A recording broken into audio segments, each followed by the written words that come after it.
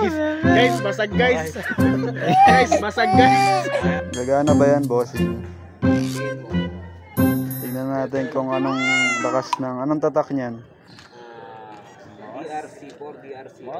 DRC4. Pag umangat yan, bibili ako niyan mamaya. Nakakabahan ako eh. Pamalog ah. First attempt, kinargahan ko ng action camera ng Aston A12 Pro ang aking drone. Tatry ko kung kakayanin. Sa wire eh. Hindi kaya. Makita mo yung taas kanina? Ayan, di kaya no? Di kaya. Guys, basag guys. Guys, basag guys.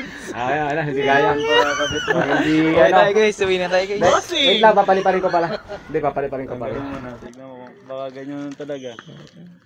Pare, malobat lang. Hindi, nakalawit kasi yung sa meno kaya maingay. Hirap eh. At dahil hindi nga umokay sa unang try yung pagkarga ko ng action camera, so papaakyatin ko na lang, paliliparin ko lang ng mataas ang aking drone. So first time ko itong patatasin ng todo. Ang problema, pagdating sa tuktok, nalobat, kaya kailangan ko agad siya pabalikin. Pero this time, itatry ko kung mapapaland ko ba siya ng maayos.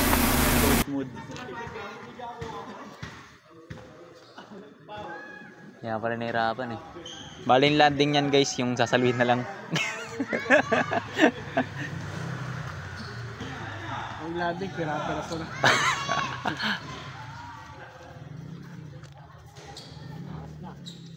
Todo na yun. Hindi po, mataas yan. Tutulok na nga lang kanina eh. Nag-ano pala.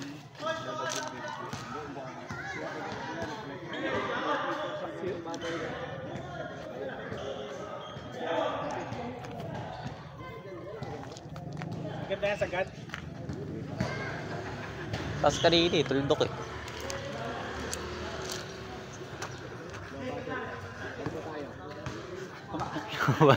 Lakit na ako talaga, binarili ko. Pwede nang panahin na daw. Ayan na, ano na oh. Feel like a Marceline. Gawang no. Critical na.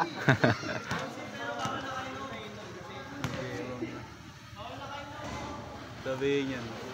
Ba't mo kasi pinipilit lumipad, dapat na ako. Ano rin yung guys kung paano sasabog. Sumabog bigla oh. Naglangaw eh. Pakpak ng langaw pa yata kinabit yan to ah. GPS mode.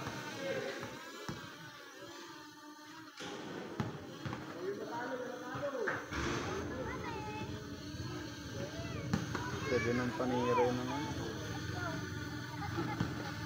Malapit yung landing. Marunong yung lumanding si Motolex guys. Okay na guys, makakauwi tayo na hindi sumasabog.